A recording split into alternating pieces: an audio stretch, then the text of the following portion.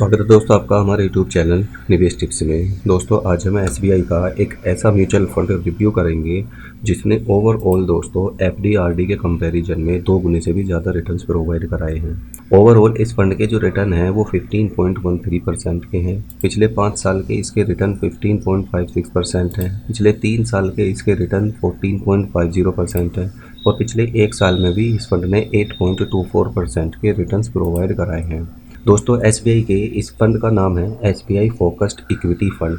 इस फंड की रेटिंग दोस्तों 4 आउट ऑफ 5 है, यानी कि टॉप रेटिंग वाला ये म्यूचुअल फंड है। एसबीआई फोकस्ड इक्विटी फंड एक ऐसा फंड है दोस्तों जिसके अंदर आप मंथली बेसिस पर मात्र 500 रुपये से भी शुरुआत कर सकते हैं एसआईपी के रूप में। किसी भी म्यूचुअल फंड के अंदर एक्चुअली हम 2 तरह से इन्वेस्टमेंट कर सकते हैं, या तो मंथली या वीकली बेसिस पर हम छोटी सी एसआईपी शुरू कर लें, जैसे मिनिमम 500 रुपये, 1000 रुपये, 1500 रुपये या 2000 रुपये या उससे ज़्यादा का अमाउंट, या फिर हम एक साथ इन्वेस्ट करके उस फंड के अंदर पैसा छोड़ दें। अगर हम लमसम यानी कि वन टाइम इन्वेस्टमेंट कर रहे हैं तो उस केस में आप 5000 रुपये मिनिमम का इन्वेस्टमेंट कर सकते हैं और मैक्सिमम जितना चाहें आप उतना कर सकते हैं। एसआईपी की फॉर्म में दोस्तों आप 500 रुपये हर महीने इन्वेस्ट कर सकते हैं कम से कम। अब अगर हम बात करें दोस्तों कि इस फंड के जो मैनेजर हैं वो इस फंड में लगाए हुए पैसे को, यानी कि जैसे हम इसके अंदर इन्वेस्ट करते हैं तो इस फंड के मैनेजर उस पैसे को किन किन कंपनीज़ के अंदर दोस्तों डाइवर्सिफाई करते हैं। तो Muthoot finance, ICICI bank, Divi's laboratories, state bank of India और भी कई सारी, इसके अलावा कई सारी दिग्गज कंपनीज़ हैं जहाँ पर ये फंड मैनेजर इस फंड के पैसे को डाइवर्सिफाई करते हैं। इवन कुछ एक फॉरेन कंपनीज़ भी हैं जिनके अंदर इस फंड के पैसे को इन्वेस्ट किया जाता है। अब दोस्तों अगर हम मानकर चलें कि मान लीजिए आप इसके अंदर हर महीने 2500 रुपये का इन्वेस्टमेंट करते हैं और ये फंड हमें आगे आने वाले टाइम में 15% का रिटर्न भी दे देता है, तो 10 सालों तक अगर हम इस प्रोसेस को कंटिन्यू करते हैं तो टोटल इन्वेस्टमेंट हमारा 3 लाख रुपए का होगा अगले 10 साल में 2500 रुपये प्रति मंथ एसआईपी के हिसाब से। और एस्टिमेटेड रिटर्न जो हमें मिलेंगे वो 3,96,000 रुपये के मिलेंगे। और फाइनली हमारा जो अमाउंट हो चुका होगा 3 लाख रुपए जो हमने इन्वेस्ट किया और एस्टिमेटेड रिटर्न 3,96,000 रुपये, दोनों को मिलाकर 6,96,000 रुपये हो जाएगा। अब इस अमाउंट में से सिर्फ long term capital gain tax का ही डिडक्शन होगा। फाइनल अमाउंट दोस्तों हमारे अकाउंट में क्रेडिट कर दिया जाएगा। इस पूरे प्रोसेस को आप अगर चाहें तो 1 साल के लिए भी इन्वेस्टमेंट कर सकते हैं, 5 साल के लिए भी कर सकते हैं, 10 साल के लिए भी कर सकते हैं या 15 साल के लिए भी कर सकते हैं, या आप अगर चाहें तो उससे ज़्यादा समय के लिए भी इन्वेस्टेड रह सकते हैं। दोस्तों म्यूचुअल फंड के अंदर ये मैटर नहीं करता कि आप कितनी छोटी एसआईपी शुरू कर रहे हैं, यानी 500 रुपये या 1000 रुपये या 1500 रुपये या 2000 रुपये सब शुरू कर रहे हैं। मैटर ये करता है कि आप कितने लंबे समय तक इन्वेस्टेड हैं, क्योंकि अगर आप ज़्यादा लंबे समय तक इन्वेस्टेड रहेंगे तो आपका पैसा दोस्तों तभी कंपाउंड होगा।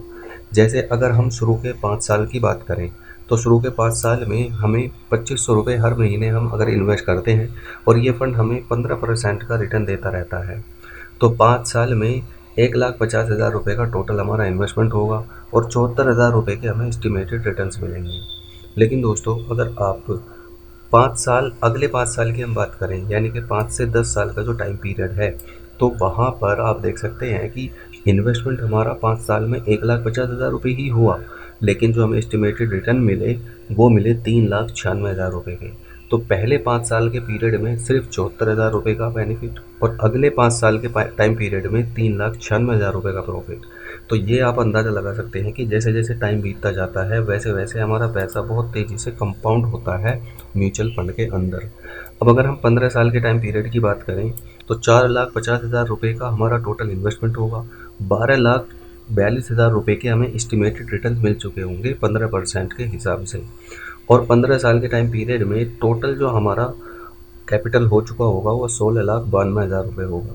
ठीक इसी तरह से अगर हम बात करें दोस्तों 20 साल के टाइम पीरियड की, तो मात्र 2500 रुपये हर महीने इन्वेस्टमेंट से अगले 20 सालों में जो टोटल हमारा पैसा इन्वेस्टेड होगा वो 6 लाख रुपये होगा, लेकिन जो एस्टिमेटेड रिटर्न्स हमें मिलेंगे वो 31,90,000 रुपये के आसपास होंगे। और फाइनल अमाउंट हमारा कितना हो जाएगा, 37,90,000 रुपये के आसपास।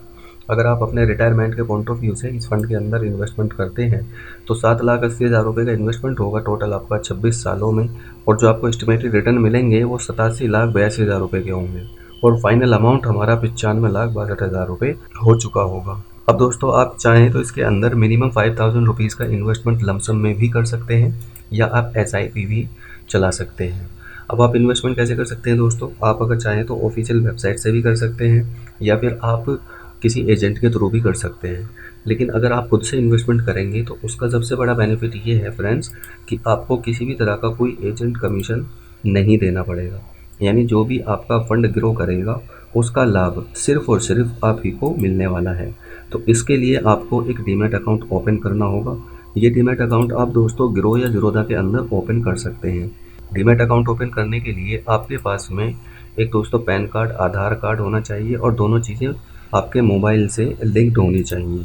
तो आप घर बैठे 5 से 10 मिनट में अपना डीमैट अकाउंट आप ओपन कर सकते हैं।